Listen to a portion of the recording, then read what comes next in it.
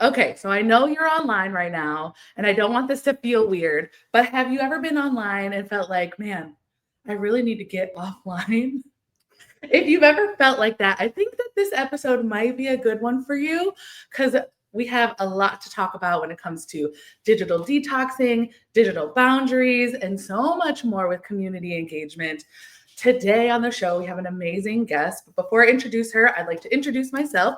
What's up, y'all? My name is Amanda Sweet. I am the Creative Fairy Godmother, and I help people get fly, make friends, and save the world through community. And every single week, we talk to a creative entrepreneur on the Let's Glow show. We talk about their life, we talk about ideas, expertise, tips, tricks, all that good stuff, and everything in between. So, welcome or welcome back. We're so excited to have you here. And today, we have a very beautiful guest. This woman walked into my life, like many of my guests do. They walk into Bamboo, they come in, we have this beautiful conversation on the yellow chairs. If you haven't come into Bamboo and sat on the yellow chairs and had this magical yellow chair chat, let's do it. Come in because it's fun. But this young lady sat down and she looked at me and she said, I'm new to town. I don't know a lot of people. I'm trying to find things to do. I'm trying to find things to get into. And here we are. I don't know if it's like a year later or whatever, about a year later, maybe some more. And our wonderful guest today is all over the city, hosting events, hosting programs in cohorts, building community, making all these friends, making people make friends and more friends. And I'm just like, I'm so excited to have her here. And I'm so excited for you all to meet her. Everybody, welcome Ashley Fahey, founder of Tomorrow is Human. Hello. Yeah. Good morning. I'm so excited to have you on the show, but I'm so excited for you to meet everybody on the show because I feel like every single time we talk, it's like a glow show. Like we do a glow show in person every time. Exactly. I know. We're giving resources. We're sharing all the things. So I'm excited for everybody to get to know you. Tell the world who you are and what you do. Yeah. Well, good morning, everyone. My name is Ashley Fahey. Like Amanda said, I am the founder of Tomorrow's Human, and we are a social club that helps people unplug from their technology and get together in person and create friendships, connections offline. So that's what I'm up to in Detroit and Metro Detroit. And I do that in a lot of ways. One way is through a supper club that I do monthly. And then I also am starting to do other events. So check us out and follow along. And we'd love to have you, like Amanda said, this is where we meet and connect, and then we can meet and connect offline too, whether it's Bamboo or somewhere else. Yay. Okay, I have to know. I know we're online right now because online is a tool. We need the tool. Totally. Oh, it's amazing.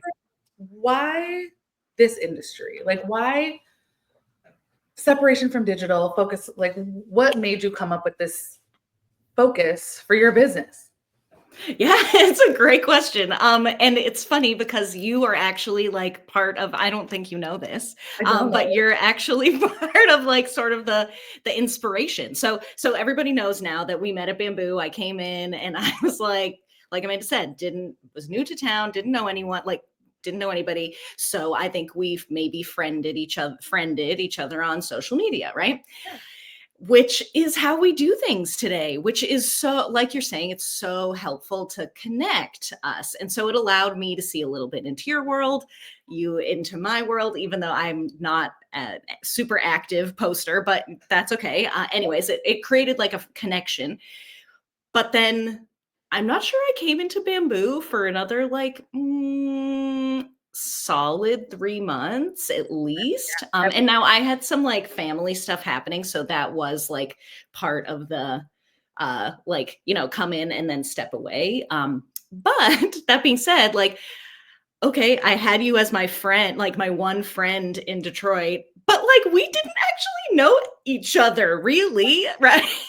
And so I felt like, I wonder if any of you have felt this like what feels maybe like a connection right away. And then we connect online, and then sort of this gap or this drop off in the, not, I wouldn't say it's even in the friendship, it's just in the connection. Unless we're like super actively engaging with one another, it can feel like pretty surface, right? We just show what we want to online. So then we really are only exposed to that in each other. And so here I am living in like Metro Detroit, having friended Amanda, really didn't know each other. And I was feeling super isolated, lonely, sad, like depressed, like very, like everybody knows Michigan in the winter is pretty much the worst time. Yeah. So yeah, like feelings very, very, like very low, like probably one of the lowest times of my life. And I've moved quite a bit in my adult life. So Yeah. I I have had experiences where I've gone into in-person communities and it has made a huge difference for me. When I moved to Texas and I joined a yoga studio and got very integrated into that community.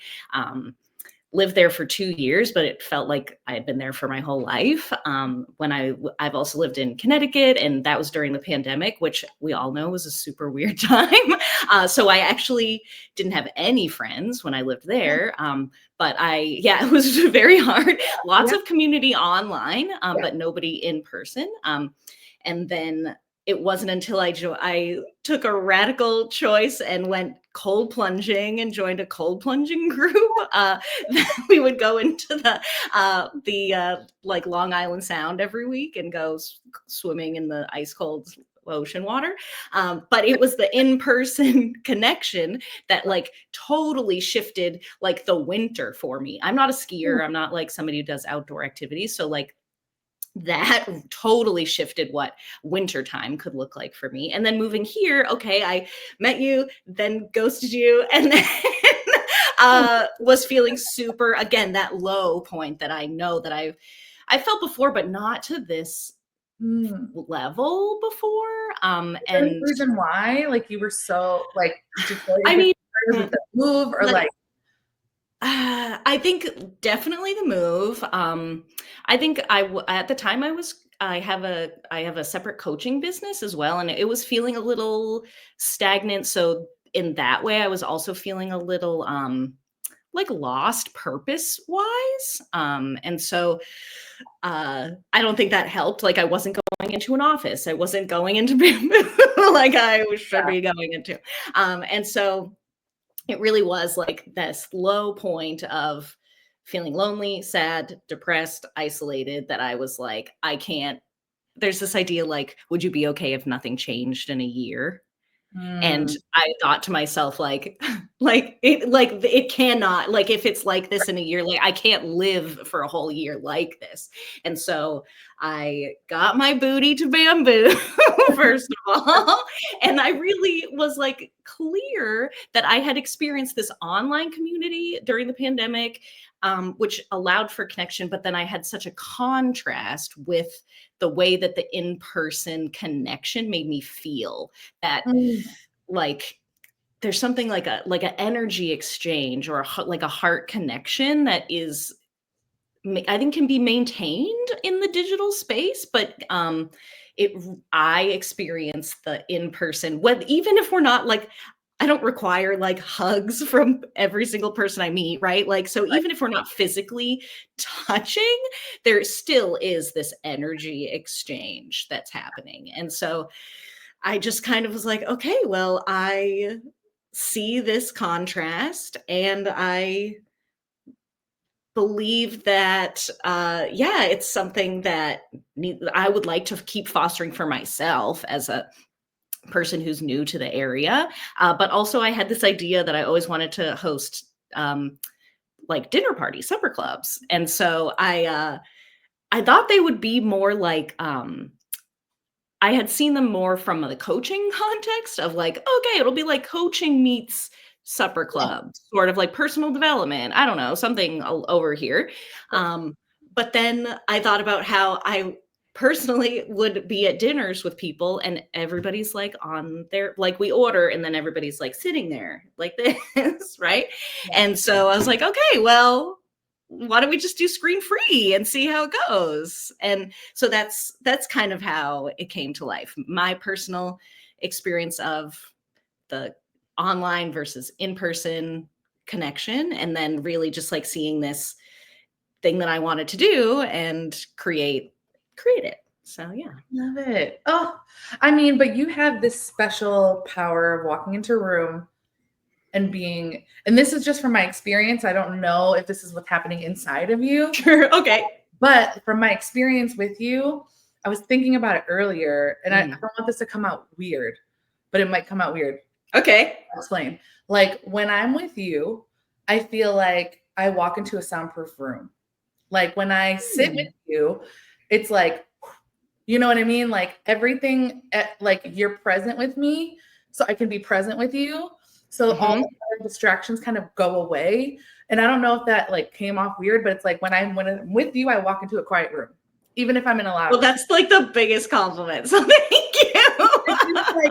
It's like I can just, and it comes, I can feel your groundedness and I can feel your presence. And as someone who's trying and actively working on being present with people, as other online or in person, Sure, I can feel it, and I'm like, oh, I like this, right? But not everybody is sure comfortable with that. I think everybody is capable of that. Not everybody is comfortable with that. And so like your story, I have a similar story where like I went to Texas and I was like, I don't know. Totally. Anybody. It's all about Texas. Exactly. Like we connected on that. And I was like, how do I meet people? And I did it by way of volunteering. So exactly. I started doing Zumba. I started volunteering. I started like putting myself in communities of people to meet people and make friends. But I hear this all the time, literally every single day at Bamboo, every single day when I'm doing revamp stuff. People are like, it's so hard out here to make friends. It is so hard out here. Totally. And especially as like adults who maybe, well, and maybe you can speak to this, like moving to a new place, like there's like a lot of established friendships, right, in that place. So that can be hard to break into too, right? People are afraid.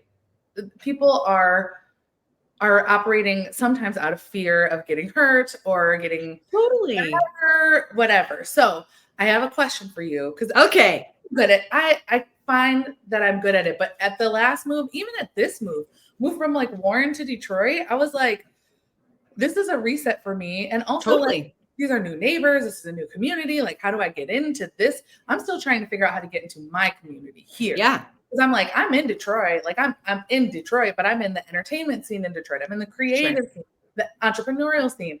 I'm not in my neighborhood. Like I need to get into my neighborhood. So if you are someone who was a lot, because I would consider you an extrovert. Do you agree? Like I do require some like recharge, but sure. But like, you walk into a room comfortable and confident enough to be like, hi, how are you? Like totally. Yes. Work a room. Not everybody can do that. So like if I am not good at working a networking room or making new friends or walking up to someone and saying, hello, how are you? What advice do you have if I'm new or if I'm not new? If I just want to like make friends. Totally. Yeah. I mean, everybody wants to make like have friends, right? And especially I do think there is like as we like we're in our 30s, like mid 30s, right? And so people, especially at this age, are starting to they're sort of starting to take different paths, right? Like we have some people becoming parents, some people maybe who are either moving home or moving to different cities. Like this, I feel like this, like in your 20s and 30s in particular, like life kind of starts to life. And so friends could maybe fall to the wayside, like maybe like the priority of like new friends in particular can fall to lower on the priority list. So so I think if you're someone who's like, yeah, I want to meet new people, I think especially if you are I would first recommend that you put your phone down. That would be my first recommendation. Okay. Whether it is like, so like, I'm great if you like find, say, Eventbrite events, like use technology to bring you to the places. Like that's what tech is for. And it does a beautiful job of bringing people together. So first, so like find your event, find the thing that excites you, right? Whatever it is that brings, I would go for something that feels maybe like comfortable, like whether it's like an interest area maybe that you already have. Like if it feels too much to like, I don't know, go to a figure drawing class and see like a naked body, that might be too much. Like, or maybe you're somebody who wants like a totally new experience. Like Sure. whoever you are, choose your event from the many events that Detroit, wherever you are, has to offer. Like beautiful use of technology. Once you get there, put your phone away, because the thing that I find, and I'm guilty of this too, I am right here with everybody in learning how to set boundaries with my phone, with tech. Because I find what happens is when we feel that like everybody's like felt awkward, right? Like, oh, I said that weird thing, like, like, or I don't know what to say. Like the automatic reaction, especially nowadays, is to grab our phone. Like, oh, I'm gonna go to the bathroom, or like, oh, I'm just gonna check my emails, or whatever it is. Like, I would encourage you to really try to like keep tech out of the space so that you can practice moving through the discomfort of feeling awkward. Like, I feel like that's what stops people from like the connecting part. It's like the like, you know, you're good, good, good, good, good. Oh my God. And then this is where you stop, right? Like this is where you interrupt. And then, but if we just keep going like a little bit farther, then we can get down to the other side. And it's like, this is where we can connect with people. Like, it may feel awkward. You can also like, I think there is something relatable in saying, well, that was awkward. Like just like calling it out. Because most of the time other people feel it too. And like, I'm not saying that's a rule. Like if that's feels comfortable for you, like allow space for humor in the space. So I definitely would recommend, like sitting through, standing through, like gritting your teeth even through that like discomfort phase. I also would recommend people have like 1 or 2 questions that they feel like they could bring with them, whether you have a card or write them on your hand, or you just like have them in your head. Yeah. I love a question like tell me about something you love. I think is always a great question. Yeah. Or like, what's the thing you wish somebody would ask you about? Those are 2 questions that I really like, because especially if you're trying to get to know friends, I think we can stay really high in the like, what do you do sort of space, which is great. Like, it's good to know what people do. But as Americans, we are like super focused on career and like that area. And like, okay, if you're networking, that probably makes sense to ask that as a question. But if we're looking to like really like go a next level deeper, I think bringing whatever it is, questions that, and I can provide you with more questions if that's helpful for you all that are watching. But like having just a couple that you can be like, okay, this is awkward, I'm gonna ask a question now, could be really supportive for you, as like, because you want to provide yourself with as much support as you can going into this new experience. Oh, I love that. I love the thought about working through the awkward. I have a couple questions that I like to ask.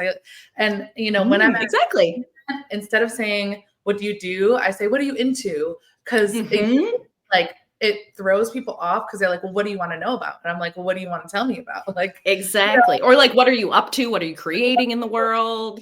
If I'm seeing someone that I've seen before, but I want to deepen the connection with them, like I see, because I feel like we talk about first meetings a lot, but like, what about this meeting? What about like you made a connection with someone, you had a great conversation at a networking event, 3 months go by, you end up at the same event person, you're like, hey, how's it going? You know what I mean? Like, and the more you do that, the more you get closer to the opportunity for real friendship versus like surface level. Totally. So, like when I see people like that, or even when I meet new people, I'm like, tell me something good. Tell me a story. Like, people are usually like, what do you want to know about? I'm like, what exactly. You know, and I think the key here is the asking questions.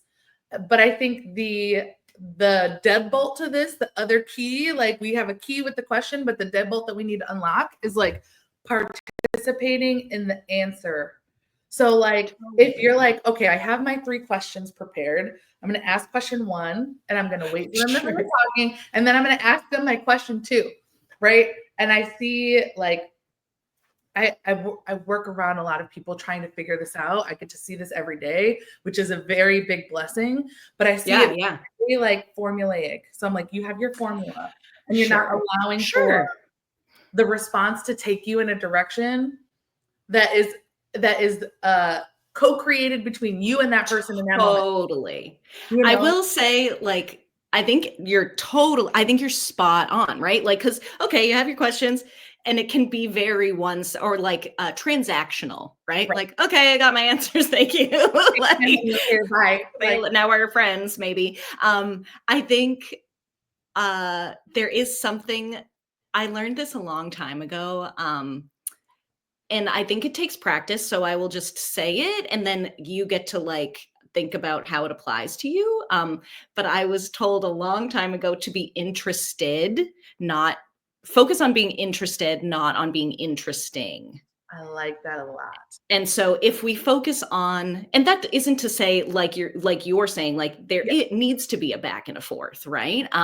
But I find can be really helpful to, especially when I'm trying to get to know somebody, to kind of like turn the conversation back to them. And again, this requires some practice. It's probably won't off the bat be easy, but if I'm interested in learning about you versus coming off as like as cool or like, yeah, like I'm better than you, or I think people a lot of times try to relate and then get stuck in the relating. It's like, oh, me too. And then we end up like over here with your story, but like you haven't finished what you're saying.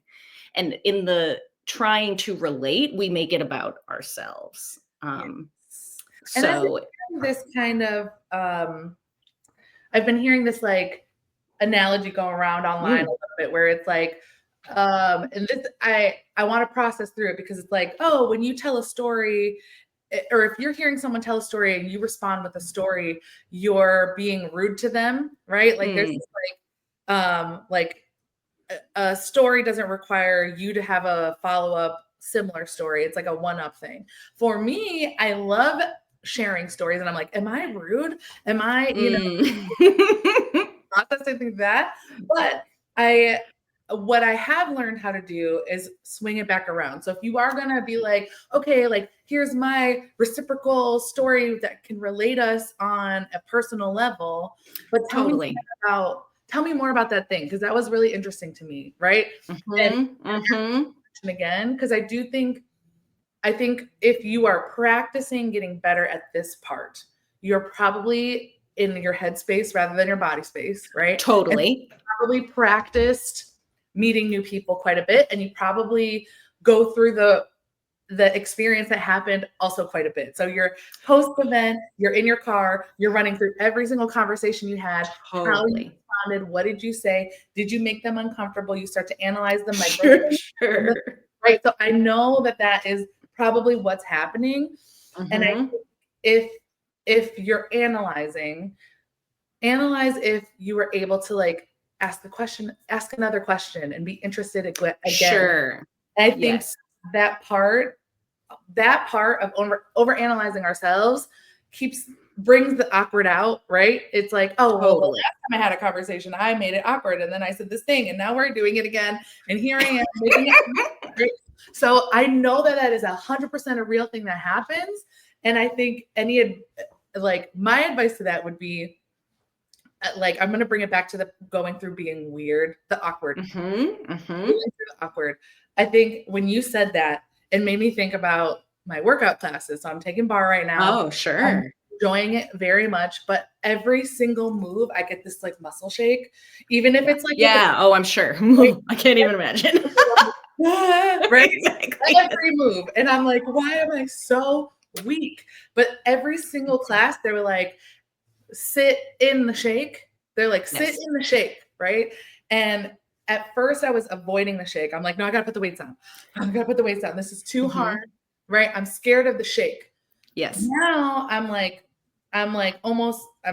15 days in and I'm like, okay, like I'm gonna participate in the shake.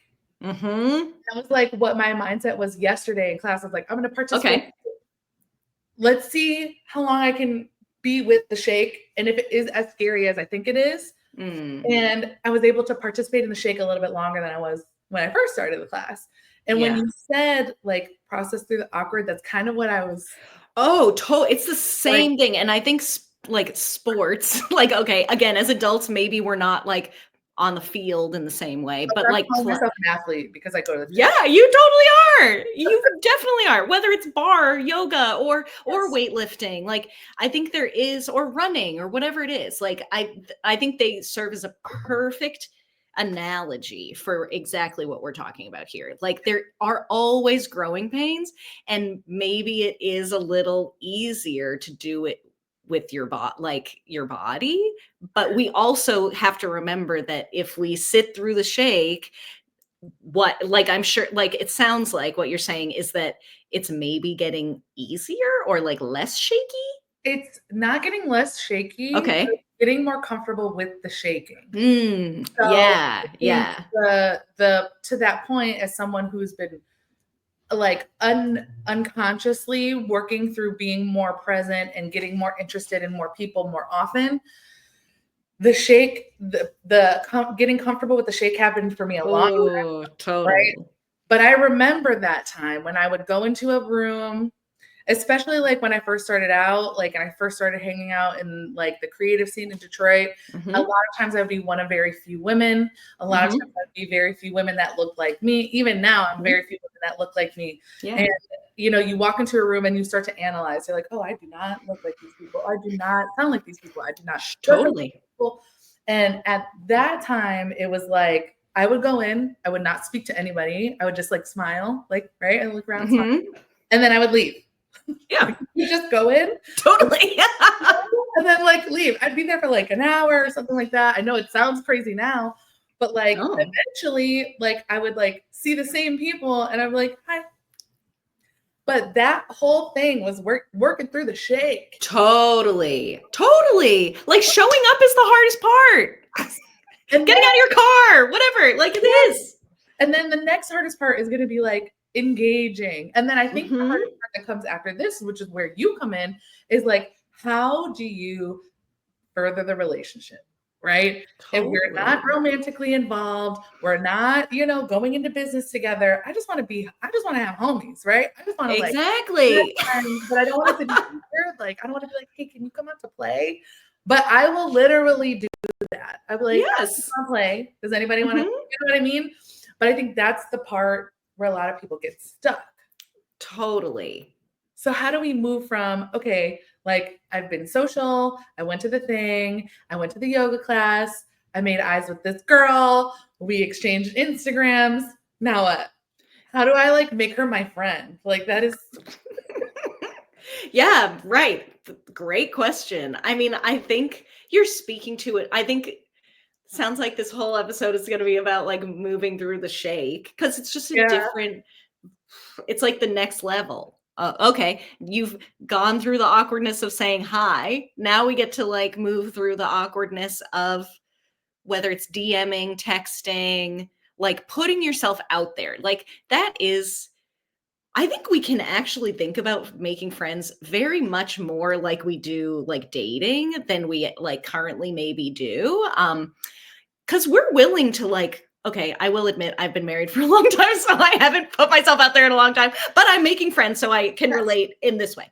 But like, if we want a romantic partner, we're willing to go on apps. We're willing to go to bars. We're willing to ask our friends. Like, there's a very much a willingness to like put ourselves out there, go on the awkward first date, which we call awkward first date already. Like, it's within the name, right? So like, okay, we're willing to put ourselves out there in this type of relationship. Like, why? I mean, it's more of a philosophical, like cultural question. Why do we make it awkward, or excuse me, like not the same for friendship? Like our society does value them in a different way, I think. And so we're not going to probably shift the whole culture of the US, and maybe we can. That would be great. But like, why aren't we willing to go on the awkward first date with the new friend? And I think I think you're speaking to it too, Amanda, in like, As adults, like, the majority of us don't allow ourselves to play enough. And so, like, if we were good making friends in like kindergarten. Like, if we brought a little more of that fun, the play, the like less attachment to this specific outcome, Yes. um, then like, okay, we went on a date. That was fun. Maybe we don't have to meet again. Like, there doesn't have to be this like We don't have to get married. We don't have to hop in the bed. totally, exactly. Yeah, they're so like I think they're if we make things a little, especially like I do think post-pandemic, we are living in this world where things like they're just still are a little different. And so we're even still practicing like we're in the practice still of like coming out of this like hibernation, I think. And And also so the amount of like I think we're in a new era of connection.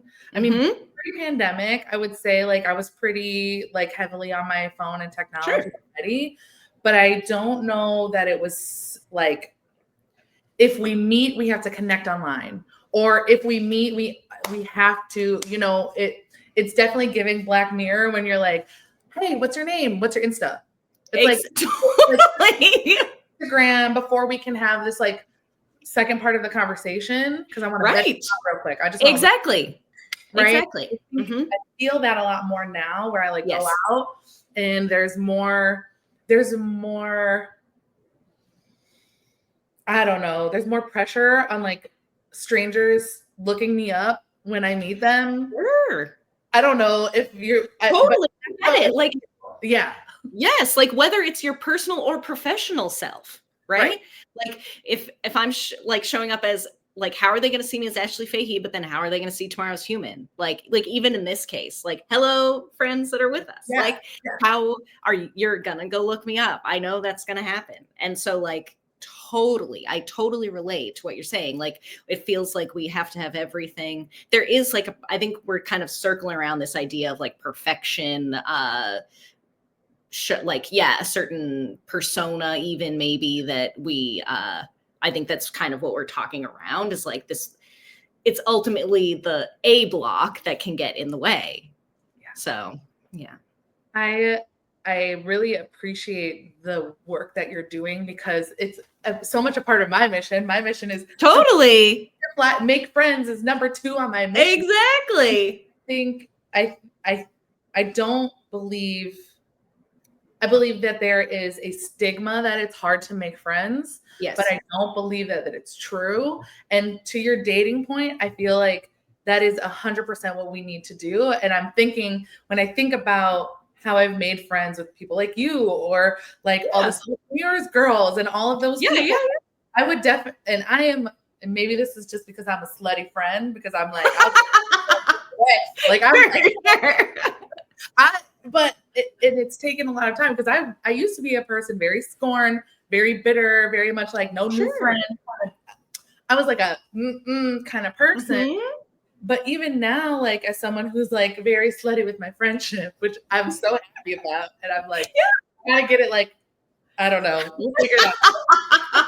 We'll figure that out. I love it. That we'll make some t-shirts. Yes, exactly.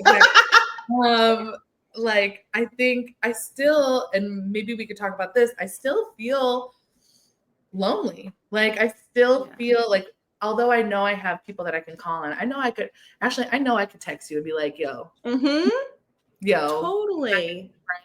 Or any of the other people that I've been developing relationships with. But there are still moments like where I'm, oh, hi Bone, where I'm like I have no one. I have moments where I'm like, I have no one. And then I have to snap out of it and be like, I have my partner, I have my family, I have my friends. Totally. But like, what advice do you have for those moments? Yeah, could you speak a little bit more to what like maybe what makes you feel like that when that comes up? Is there a specific and even if it's not like, oh, every time this happens, I feel this way. Like, can you think of an example? I think some examples include like when I'm hosting events, but I'm not participating in events. Okay. And then often, and now as someone who hosts a lot of events, totally. I'm not a part of the mix. I'm creating the mix, right? Got it. Yes. So okay. I don't And this is like maybe internal, but then even on the other end, like, and I think it might just be like, how do you manage a large amount of energies at an event? So if I'm participating in an event and I'm not curating, I almost feel the same but opposite. Like, oh my gosh, I have nothing, like I've brought nothing to the table. I'm just here like, and then on the other side, I can't participate at the table because I'm curating the table. Sure. It's not huge, but it happens. Totally. I'm aware of it. And I'm like, if this is happening for me, it's probably happening for a lot of people, in which it's holding them back from trying. Maybe it's still working through the shake, but I think I see it happening when I'm like going to events, even if it's intimate, even if it doesn't matter the size. If I'm at an event and I'm putting myself out there, I always have it's a sliver of a thought that happens every single time. Yeah. That you aren't bringing something to the table. That I am, and it's usually after. Okay. Like after I've talked to people and been interested and learned and asked a lot of questions. And then I go home and I'm like, I don't have any friends. Like, I don't know what if maybe it's a dopamine drop. Like maybe it's that, but it happens. And so I'm just wondering, like, do you go through that? Do you go totally? Like, how do you work through your loneliness? Yeah. I mean, I relate very much. And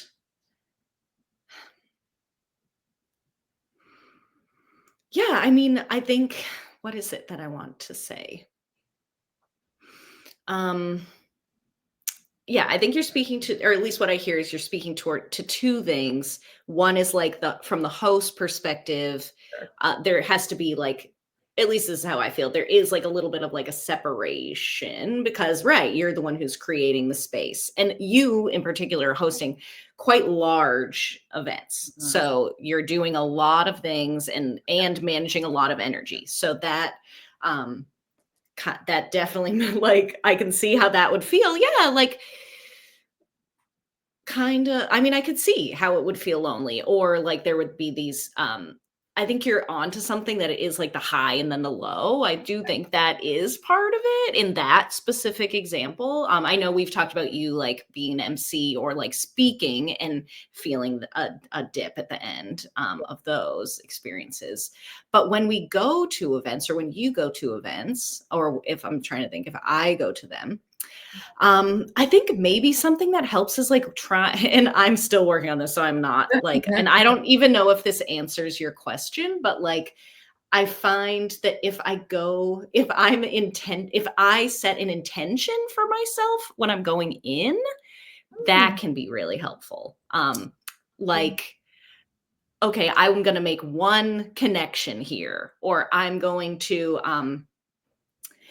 talk about this one new thing today, or I'm going to ask whatever it is, whatever my intention that I set, I can like check the box or not.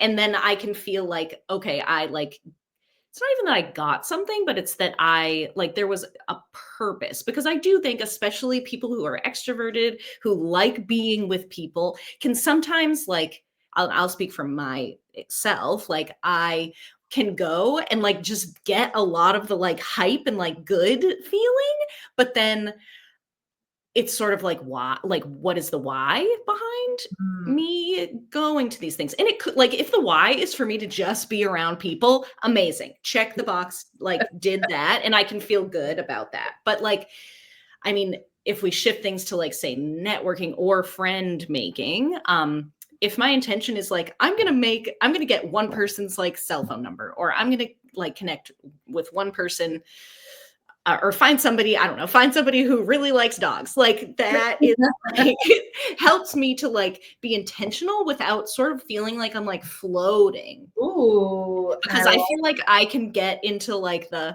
just want to be around people and I just want to like be in the good feeling, but then it feels, I get it. You like kind of, then you're like floating away and you're like, well, the people aren't here anymore. And like, how, like, why am I doing this, or what am I trying to how am I Love. trying to like build from this experience? Does that answer your question or help with It what you're does. going through? I think the anchor is an anchor is really important. And it's funny that you say that you're like floating away, because a lot of times like when people ask me about like me and my husband, Labrie and I'll be like, he is the string to my kite. He is like, I am Totally. he is the boat, the sailboat to my wind. Like without him, I will literally float away. Like, Yes. and like aimlessly, like he adds the ship to the wind, but the ship doesn't move without the wind, and the wind just blows Exactly. willy-nilly way without a ship, right? So Totally. And as creatives, like I'm sure a lot of you who are watching can relate to that feeling of like going where the wind takes us, or going to our like following our desires, which is so important to do. But like maybe we can't bring Labrie with us all the time, right? like, and that is my analogy for our relationship, which he's very like sturdy, like totally. And we love him for it. Thank you, Labrie. But I'm learning about like structure and steadiness, and that like willingness, like, because for a long time, I mean, there was an era of my life where I'm like, I don't plan shit. I'm a wing it kind of person. And honestly, there was a part of my life where I was like, I am a terrible person because I wing it at everything. And then I met a coach, and he was like, have you ever thought that winging it was your superpower? And I was like, oh. And so I went from this like, oh, this is a detriment to my lifestyle, to this is like how I'm building my lifestyle. Like I am a professional at winging stuff. Now being with my partner and in the life that I'm living and the world that I'm in, that both can live together. And I can feel more whole and grounded if I have a structure and a path and something that anchors me to reality, because I can float off into an abyss of ideas and visions and I can go any which way. I can go any which way.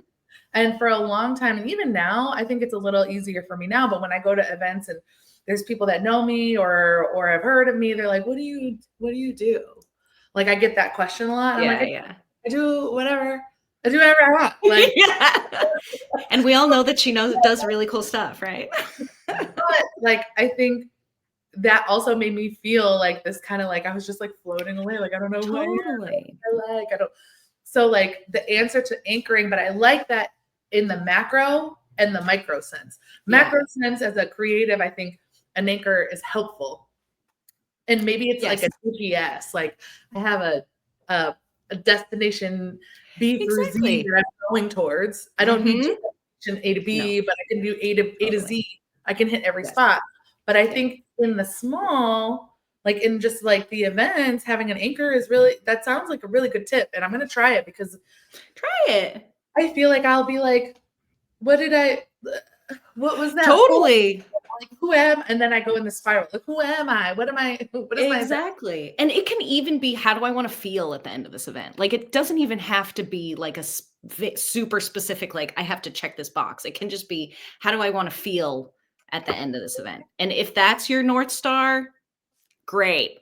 I love that. And then you don't go into this like shame spiral that we've all been in, but like otherwise you're exactly. You know what I mean? Like if you're, because I am also very much like an overthinker. Like I'll think about but if I had an anchor to guide me through the event, even just to guide I think this is what I've learned from this part of this conversation. Is that check in with yourself first. Totally. Yes. The number 100% is the one you have with yourself. Yes. So I think this is where, like, while you're speaking, this is where, like, okay, you get asked, what do you do, Amanda? This is where, remember I said, be more interested than interesting. Yes. Flip it around. When people ask you a question, you get to be interesting. If you are so don't like, this is okay, friends. We said, if you want to make friends, be interested in other people. If people want to know about you, though, you get to like be interesting. Yes. Like show off. Go um, Fire Girl. so it's not like these rules are not like one, I must do this all the time, because I think that also, like, if then you're focused on like being interested in the other person, then that can also feel not fulfilling either, Yeah. right? Wing too Yeah. far. You're like, well, what do I don't do anything. I just ask people questions because I Don't have been don't ask me. there. Yeah, Yeah. all I do is just be interested in other people. But then we start to lose ourselves, right? So I love that. Like, yeah, what am I like? Right. Set up your foundation first so that you can move into these spaces. Yes. And the develop the relationships. It's the anchoring. It's the like, what is the shake for? Like why Exactly. Yes, totally. if we're gonna keep a theme and we're working through the shake, like what is the Yeah. like, why do you want to be shaken? Totally. Right. Is it to get stronger? Is it to grow my friendship building muscle? Exactly. Like whatever. Yeah. It's all a practice. It's all trial and error. It's all experimentation. And I think a lot of us get caught up in this like everything is final kind of mentality. Totally. Like, if I go and I make an ass of myself, then I'm a failure, right? It's okay, funny story. You're gonna be the first person that hears this outside of my house. Okay, great.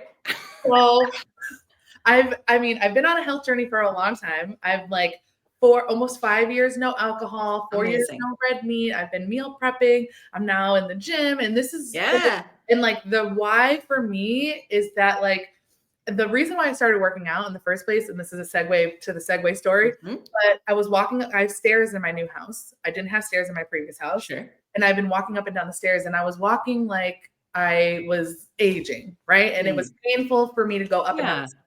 And I was like, I can struggle to go up and down the stairs because I'm aging and my body is changing, or I can struggle to go up and down the stairs because I've worked my ass out so much that my muscles hurt. Totally. Either way, it's going to hurt to go up and down the stairs, but I get to choose the hurt.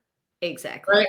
So that's why I started to go to the gym. And now I'm like, these stairs are kicking my ass, but like, but you're doing it. Like, I'm not like, okay. So like my why is to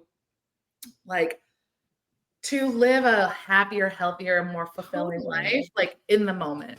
So with food, I'm doing the same thing and I'm meal prepping and doing all this stuff. And I went to my parents' house over the weekend for my sister's shower and this concoction. My mom's Filipino. And so she like her and her friends made this concoction. It had ginger and turmeric and it had like garlic and like all this stuff. And they're like, take it like a shot. I took it back. It was supposed to be good for inflammation. It was supposed to be good for all stuff, right?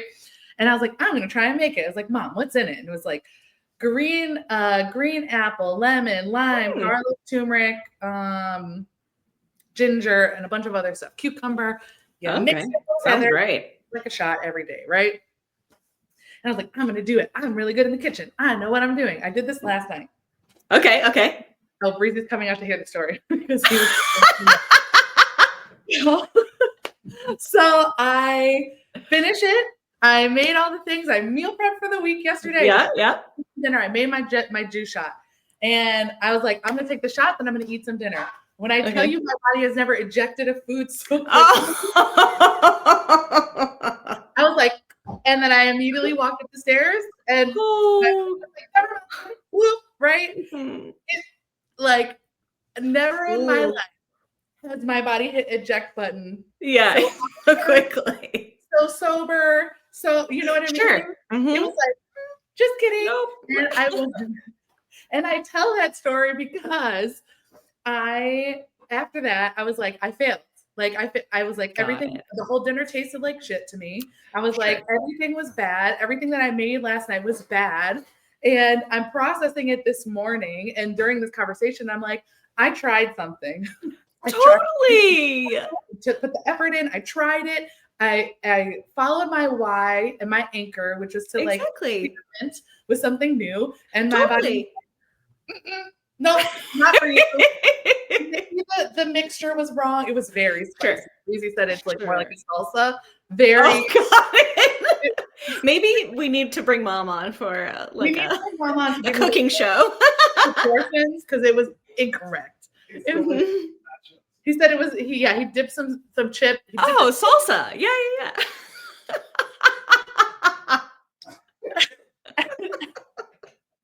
I say all that to say I was definitely like in a downward spiral after that because Yeah. you up chuck after you cook for like, Exactly.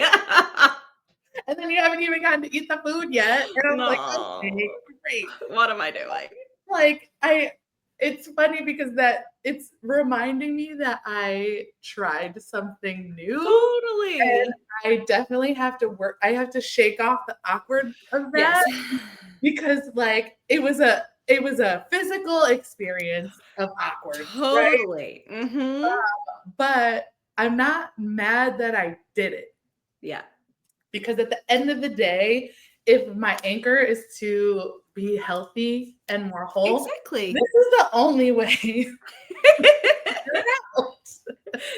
Well, exactly. And I mean, like, I think the older we get, the more we realize like adults don't have it figured out. And like, it's just one giant experiment, whether you're a business owner or a parent or like whatever. Like, it's just all big experiment. And I think like and after today, I'm gonna wear that like failed experiment like a piece of pride because I'm like, oh, I actually tried something out of my element. Totally. That's super brave. I learned where my limit is, Sure.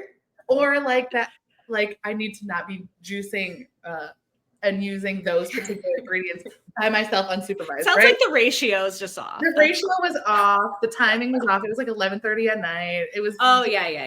Anyway, and it was very spicy. It was very. I don't know how. Now you have salsa. Yeah, we have like 2 gallons of it. Anyway. Oh, got it.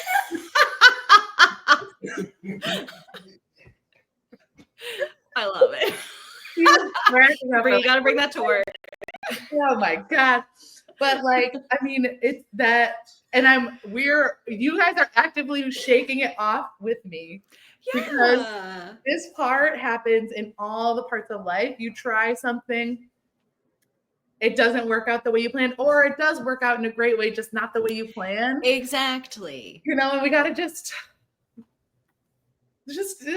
that. Totally. Tell me about the deer that oh, I did. Yeah. Story, because I feel like that is exactly what we're talking about. Sure. Yeah, I think it's related. There's this idea. I encourage you all to read. Oh, now I'm going to blank on what the book is called. Burnout, I believe, is the book. It's by these 2 sisters. I don't remember their name, but if I will give you the link so that you can include it. Yeah, I'm pretty sure the book's called Burnout. And basically they talk about the stress cycle and how we can see the stress cycle happening in something like a deer, where they're getting chased by a lion, and then the lion, say, like, latches onto the deer, and then everything, blah, blah, blah, falls down, plays dead. We've probably all seen this on a nature documentary. And then the lion like walks away thinking it's killed the deer. Maybe it's like gonna bring its friends back. I don't really know. But the deer is basically pretending to play dead. Lion isn't around anymore. Deer is not dead. Deer stands up. And then again, if we've seen this on a nature documentary, you see the deer like violently shake, essentially, like spasming. But the physical shaking is it actually like getting all that, allowing the cortisol to move through its body, that stress hormone, so that it can now get back to neutral and now live its little deer life safe and fine. But what happens for humans is that we are not evolved to know the difference between a lion chasing us and like a stressful email, for example, or like a text message in all caps or whatever it is. Right. So, or it's more like the text message with just a period at the end, like one word period. Listen, my mom wants to say, okay, just okay. Exactly. Like yes. Stresses my sister out. Totally. Yes. So we all have been there. But what happens in our world is that it happens like many times a day, right? Like we're exposed, whether it's the emails or we're exposed to like something on social media that's quite violent or just like intense. So we're getting exposed over and over and over to these like events that our brains can't tell are different from a lion chasing us. And so we build up all of this stress, but then we are not going through that finishing of the stress cycle like the deer shakes it off. It just keeps compounding, which can lead to inflammation, lots of health problems, chronic stress, like so many things. And women in particular bear the brunt of this, unfortunately, and that's part of what the book is about. And so the book in particular gives you some ways to complete the stress cycle. So you get the email, instead of continuing with your stressful emails, maybe you go take a walk, go out into nature for 5 minutes. We're not saying like go like hike Mount Everest, but like just go outside for 5 minutes, call a friend. Laughter is a huge way to like complete the stress cycle. So if we just allow, I think part of this is all about being present and practicing being present. And so especially in those times of stress, it's hard to be present. But if we set ourselves up with these tools that we can pull out of our like whatever tool belt or fanny pack or back, whatever we want, wherever we store our tools, we have them and we can rely on them. So like, okay, I know when I get an email that stresses me out, I'm going to, instead of replying right away in this like super stressed, like eyeballs at 10 like million degrees, I'm gonna step away, take whatever, go outside, look at the beautiful trees, come back inside, then respond to the email. This also, I'm going to like shift it over to like more tech related stuff. But we can do the same things with our phones. So if we find that we are, social media is a way that people numb out, right? They like get on, and then all of us probably have doom. I am there with you too. Doom scrolling, like getting that dopamine hit, whatever it is that's happening.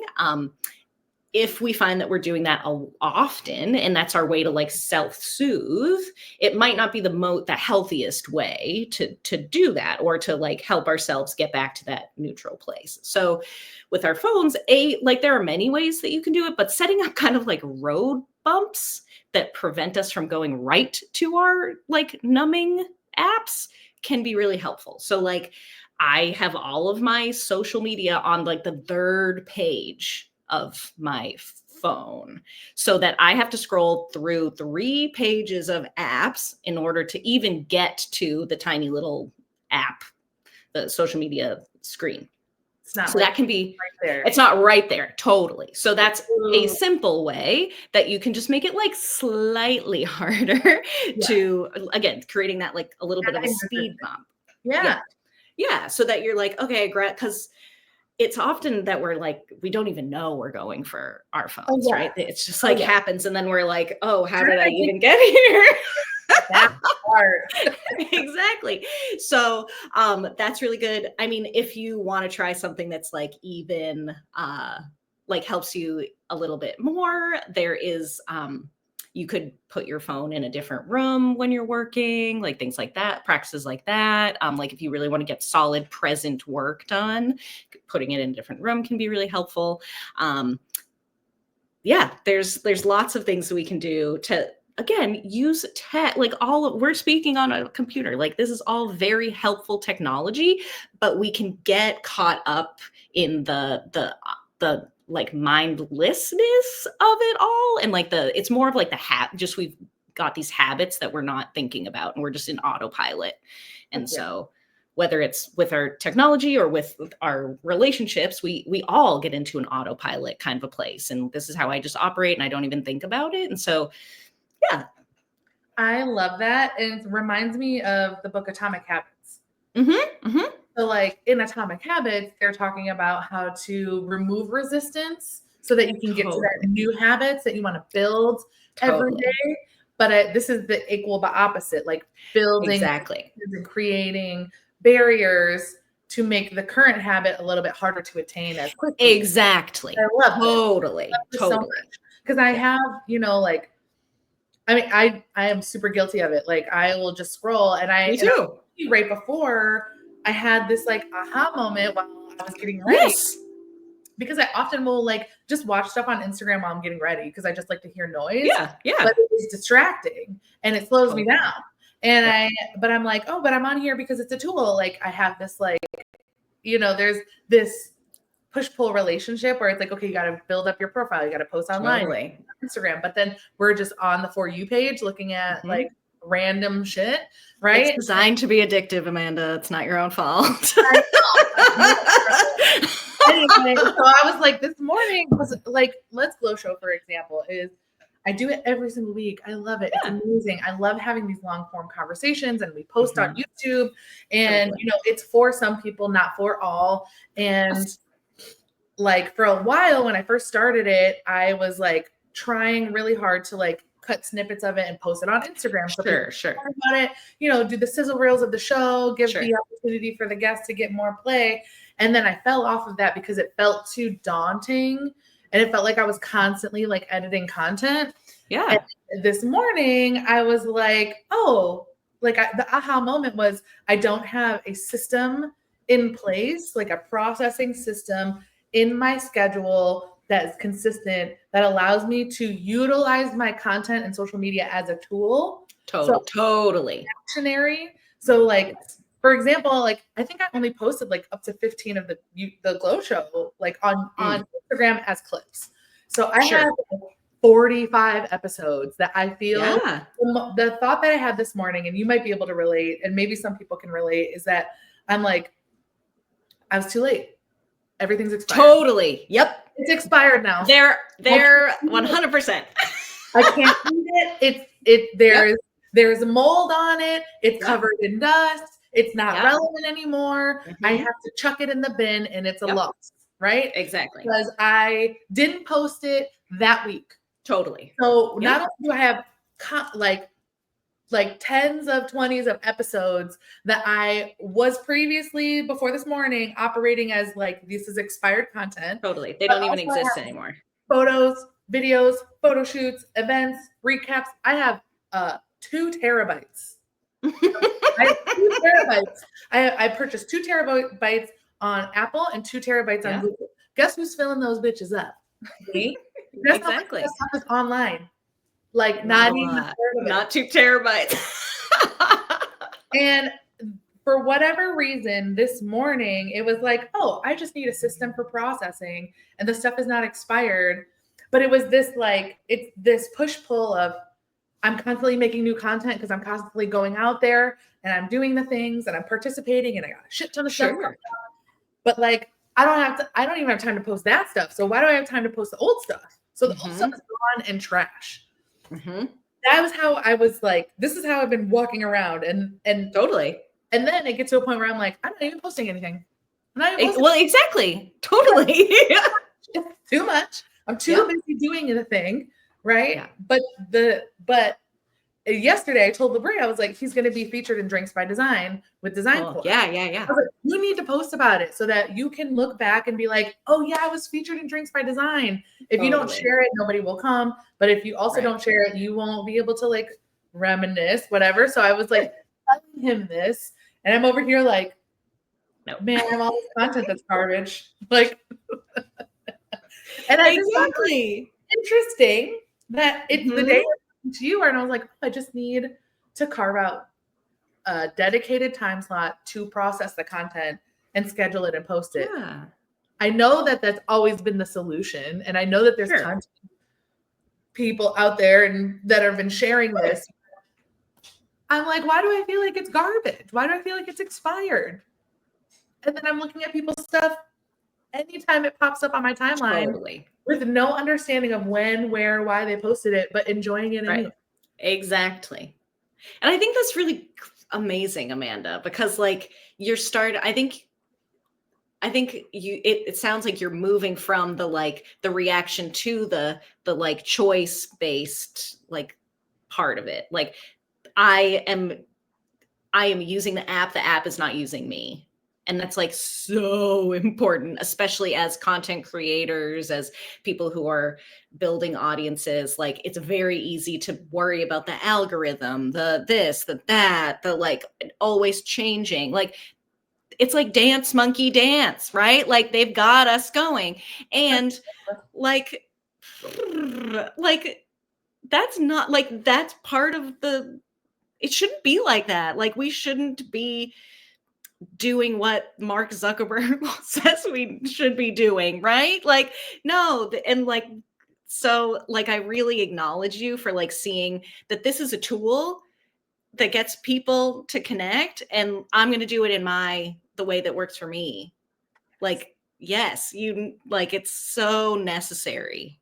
And I love that you're seeing like, okay, like I can create the stuff and then share it. And it doesn't have to be in a reactionary way. Like, Like, oh yeah, oh man, my event's coming up tomorrow. totally. And I am 100% like, I relate. I'm guilty of this as well. Like, I totally get it. And I'm glad you said I'm using the app. The app is not using me. I feel like today I'm like sleepy waking up. Like, oh, that's what's happening. It's very clear now, Sure. that is using me and I'm not using it. So I'm making a pledge right now to like get into a system where I'm using the app, and the app is to get to that North Star that you have, not that Meta has. Exactly. And the anchor is the mission. It's to 100%. Yes. Save the world through community. And the only Yes. way that I can, and this, the Let's Glow show is a part of that. It's like totally to connect with you, Mhm. yes, and for like the guests to connect with me, but also like totally the audience to connect with us. And it's that connection piece, Mhm. but it's still high value content, even if it's totally episodes ago. Yes. I guess I say this to the people who are sitting on a stack of art and not yes. or a book or a course or a workshop or a business idea or a product or whatever you're sitting on and you're saying it's expired now because it's too old or the trend is past or whatever. Right. I think what I'm saying to you and me and us, like, but really I was saying it to myself this morning. I'm like, it's not bad. The content is not bad. Oh, no. Share it.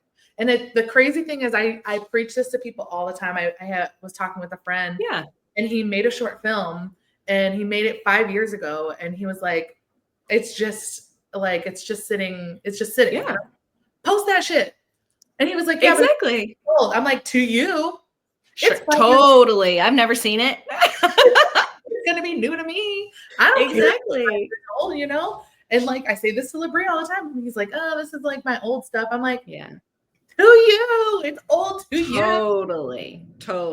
I don't know where I'm going with that, but I do think it's awesome. Online pressure. It's this like pressure to be like shiny and new all the time. Totally. I don't know. Post your shit and move on with your life. Yes, exactly. Yes. Just like make friends and don't get attached to this like outcome at the end. Like just share. Yes. Because the goal is share your art. The goal is to totally share the story of your evolve. Like, if I think of Instagram, like what is the tool?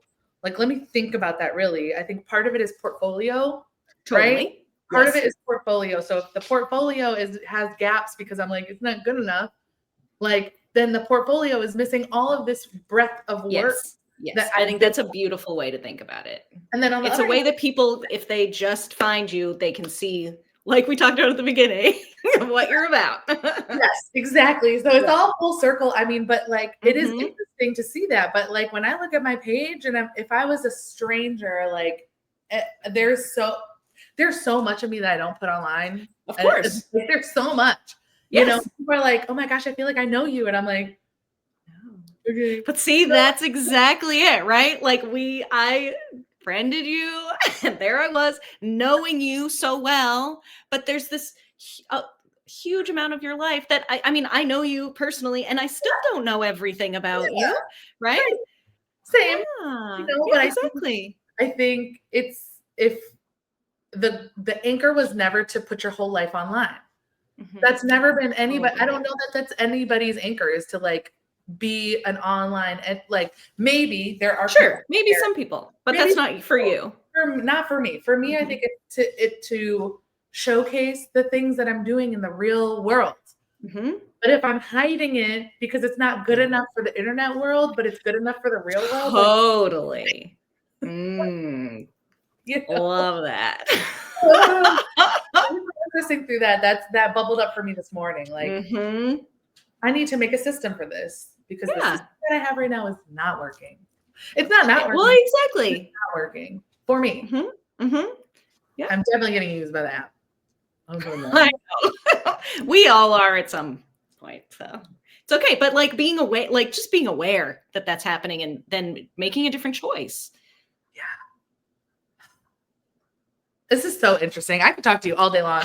I know because we do exactly regularly, and we are over. We are over. Oh, it's okay. I am always so grateful for our conversations. I feel like I always learn something new. I always have a revelation about myself. Even if I'm thinking about talking to you, Ashley, like when I know I'm going to get to talk to you, like my brain is like, we're going to process this now and we're going to talk to Ashley about it. Got it. Like a lot of these bubble up situations that I've had, like I've seen you that day. So I just want you to know you are helping me in so many more ways than just friendship, but the friendship piece is such a blessing and such a gift. And I love you so much. Like me too. Oh, it's the best. Yeah. I love you so much. Thank you for this opportunity to speak with you and your audience. It's awesome. This is so good. Okay, I have 2 more questions. Okay, amazing. Let's go. So, since we're online, where can people find you and look you up? Okay. Well, ironically, you can find me on Instagram. It's just at Tomorrow's Human. That is our, like I said, our screen-free events, experiences. You can follow if you want to check me out. My page is not that interesting, so don't get your hopes up. It's I think it's with Ashley Fahey, Fahey. And then I just got a website. It will say under construction, but you can check out our website, tomorrowshuman.co. And we also have a Substack. So tomorrowshuman.substack.com. Most of our events are going to be found on the Instagram page. So if you're looking for opportunities to be with people offline, have some like deep connection, that's where you can sign up to get onto our like wait list. So you are the one who receives emails about our events.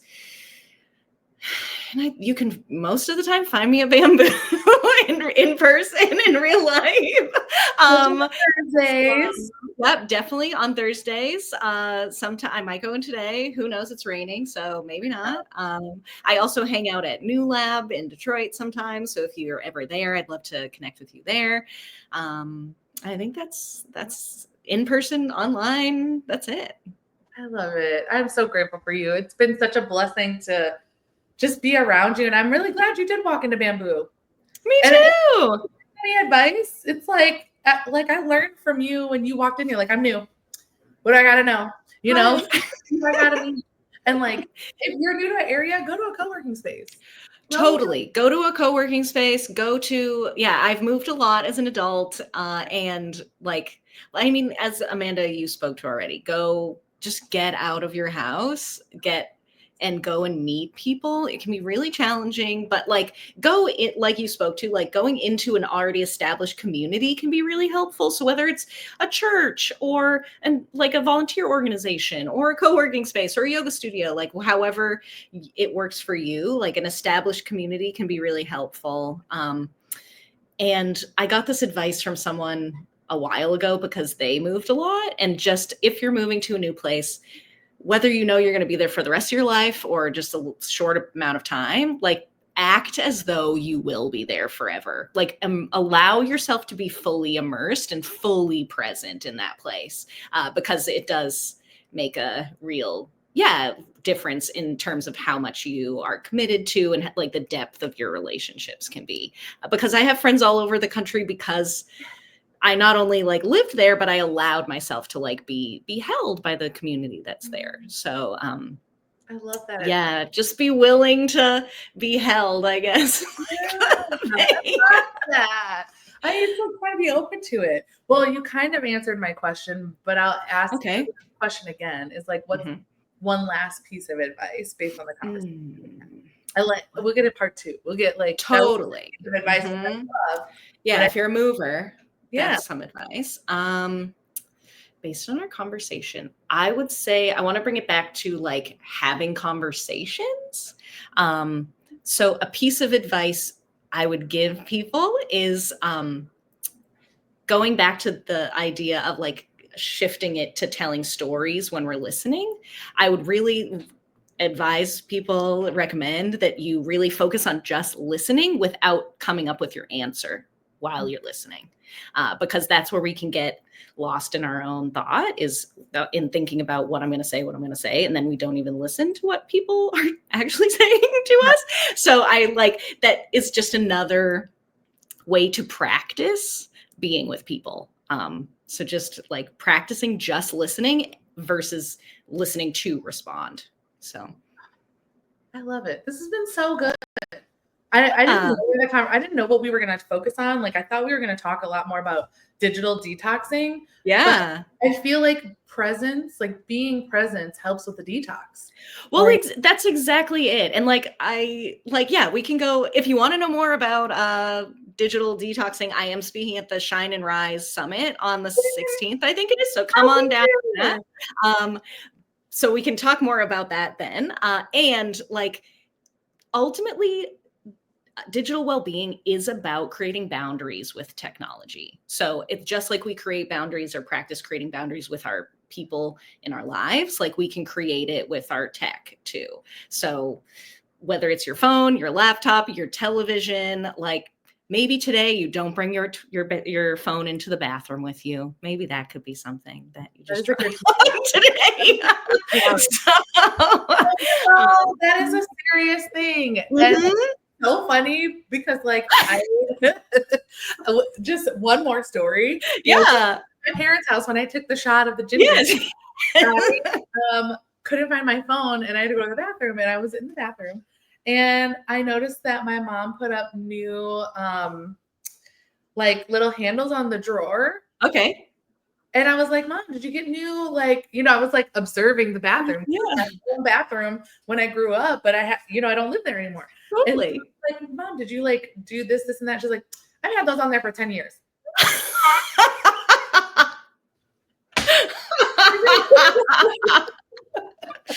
Right? I mean, I like really found myself like enjoying the decor of the bathroom. Exactly. I was like, oh, she did a really good job in here. And I'm like looking at stuff, Exactly. Totally. Like, yes. Like, okay, maybe you don't bring your phone in. Maybe you bring a little journal in. Like, I'm not saying you go in there alone.